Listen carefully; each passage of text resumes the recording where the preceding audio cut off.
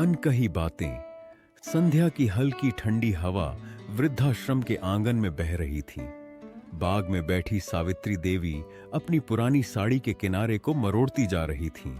उनकी आंखें हर दिन की तरह गेट की ओर टिकी थीं, जैसे किसी का इंतजार कर रही हों।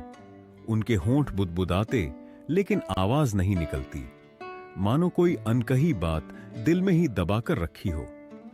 आज 25 साल हो गए, लेकिन उनका बेटा राहुल अब तक उनसे मिलने नहीं आया।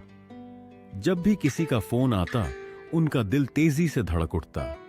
शायद राहुल का फोन होगा, लेकिन फिर फोन किसी और के लिए निकलता और उनका चेहरा बुझ जाता। एक जमाना था जब राहुल उनकी जान था। उसे अपने हाथों से खाना खिलाना, उसके स्कूल के कपड़े तैयार करना, उसके जूते पॉलिश करना, वह सब कुछ था उनकी दुनिया। लेकिन वक्त बदला। राहुल बड़ा हुआ, शादी हुई, नौकरी लग गई, और फिर धीरे धीरे उसकी जिंदगी से मां की अहमियत कम होने लगी।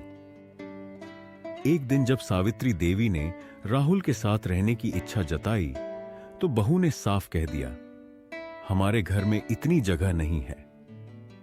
राहुल खामोश था। मां ने उसकी आंखों में देखा, लेकिन वहां अपनापन नहीं था।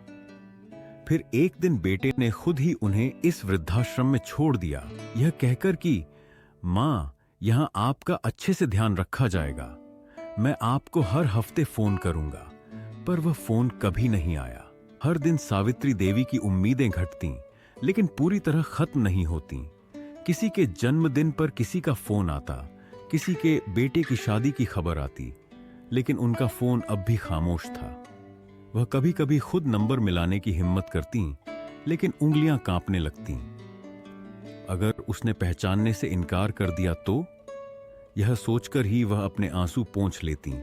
समय बीतता गया।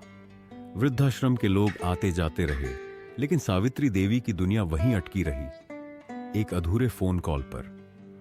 फिर एक दिन अचानक आश्रम के फोन की घंटी बजी। कर्मचारी ने फोन उठाया और कुछ देर बाद उनके पास आया। माँ जी, आपका बेटा बात करना चाहता है।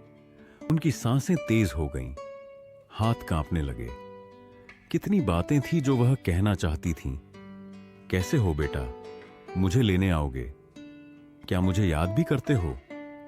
लेकिन जब उन्होंने फोन उठाया तो दूसरी तरफ से सिर्फ एक आवाज आई, नमस्ते मां, मैं बहुत बिजी हूं, अगले हफ्ते कॉल करूंगा। फोन कट चुका था। सावित्री देवी ने मोबाइल को धीरे से रखा और गहरी सांस ली। आज पहली बार उन्होंने इंतजार करना बंद कर दिया। उनके होंठ हल्का सा हिले, जैसे उन्होंने अपने दिल की कोई अनकही बात खुद से कह दी हो। आज पहली बार उन्होंने स्वीकार कर लिया कि कुछ लोग कभी वापस नहीं आते।